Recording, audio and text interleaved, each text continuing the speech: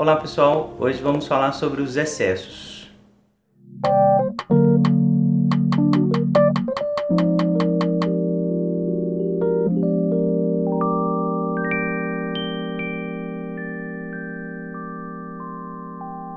Para a psicanálise é muito importante falar sobre os excessos. Há várias maneiras a gente abordar o tema. Eu queria falar de duas de forma particular. A primeira delas, só lembrar que trazer o excesso para o foco sempre foi uma metodologia de pesquisa clínica do Freud, né?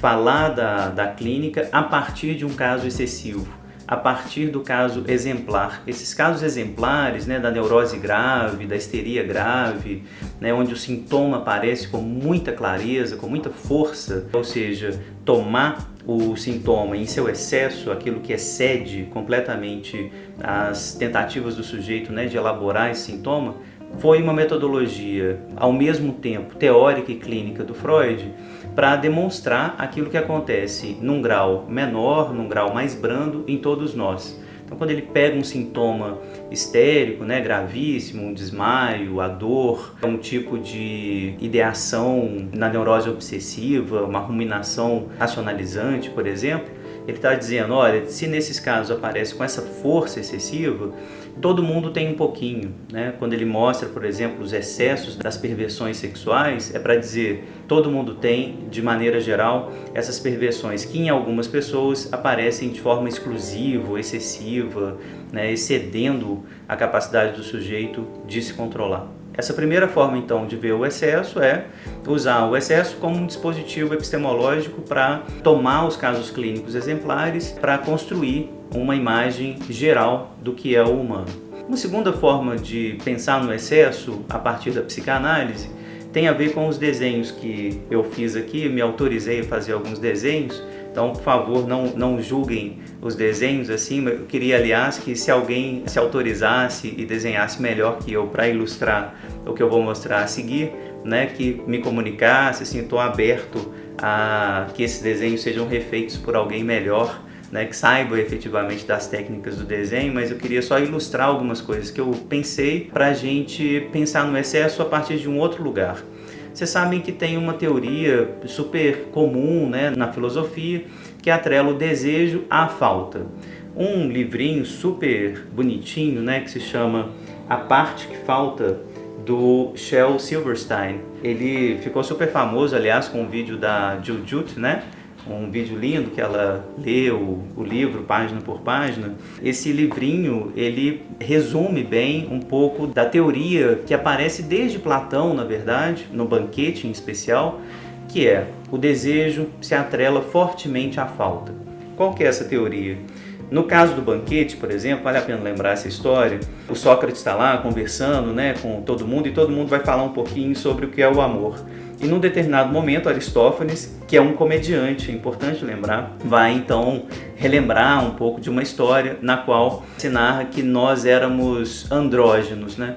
Éramos seres circulares, por assim dizer, e por querermos ser mais do que os deuses, né? Saber mais do que os deuses, substituir os deuses, nós fomos separados em duas metades. Desde então, a gente procura uma metade, a nossa metade, ou seja, o desejo está marcado pela falta dessa metade da qual a gente foi separado. Ou seja, ali já em Platão aparece uma certa teoria humorística, trágico-cômica, de que o desejo está sempre atrelado à falta. Na psicanálise isso aparece muito também, na teoria lacaniana isso vai aparecer com muita força, né? O desejo ele é oriundo, né, da perda do objeto, né? E a gente tenta reencontrar o objeto perdido, né? É assim que boa parte da teoria lacaniana interpreta uma teoria freudiana que aparece em Freud em alguma medida, mas na teoria do Freud, né, na obra freudiana, a gente consegue encontrar outras perspectivas sobre o desejo. Uma delas é justamente essa que vai atrelar o desejo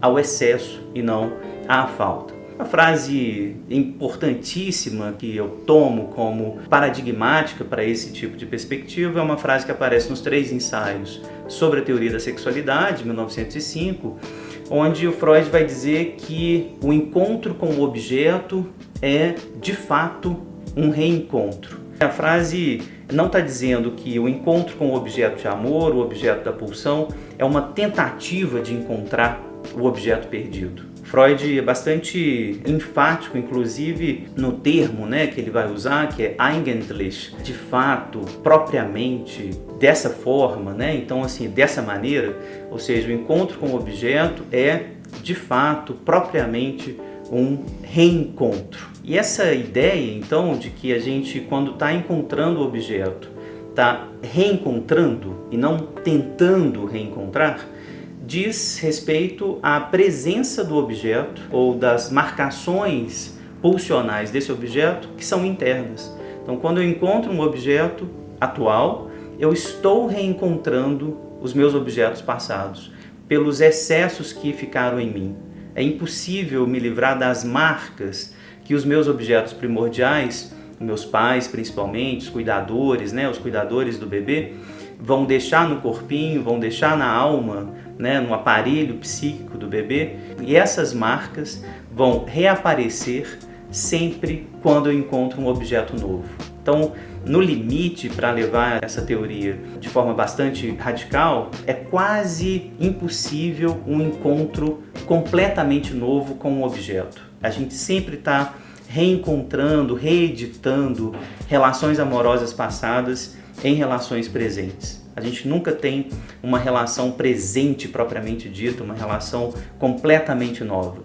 Sempre amamos a partir das relações amorosas pretéritas que excessivamente marcam o nosso estilo amoroso. Então essa é uma teoria que aparece já nos 3 ensaios, ou seja, bem no inicinho da obra do Freud. Um outro exemplo é quando Freud diz que a criança, quando começa a perguntar demais, a fazer muitas perguntas, na verdade ela só tem uma questão da qual ela não pode se dar conta, da qual ainda ela não consegue se dar conta, que é de onde vêm os bebês, o que é a relação sexual, o que é o sexual, o que é isso que está em mim, mas por não dar conta dessa questão, por não conseguir sequer formulá-la, a criança se põe a formular infinitas questões, Você coloca a pulsão de saber a trabalho, de onde vem o mundo, por que o céu é azul, por que a água é molhada, enfim, essas questões infinitas, excessivas, dizem de um excesso interno que a criança não consegue metabolizar.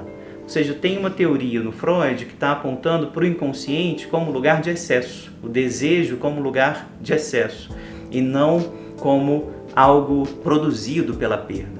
Na verdade, a perda é parte desse processo que vem depois da colocação no sujeito de algo do objeto que saiu da cena, mas que na verdade não se perdeu. O objeto não está perdido, o objeto está internalizado, o objeto está implantado dentro do sujeito. Ou seja, não há perda propriamente do objeto, mas uma implantação do objeto, um objeto interno que vai funcionar como um espinho na carne e vai exigir do sujeito que metabolize esse excesso. E essa metabolização, essa tentativa de tradução dos excessos depositados pelo objeto que é o desejo. O movimento do desejo é a tentativa de traduzir, de metabolizar, de encontrar um nome para esses excessos internalizados, implantados na gente desde a situação originária.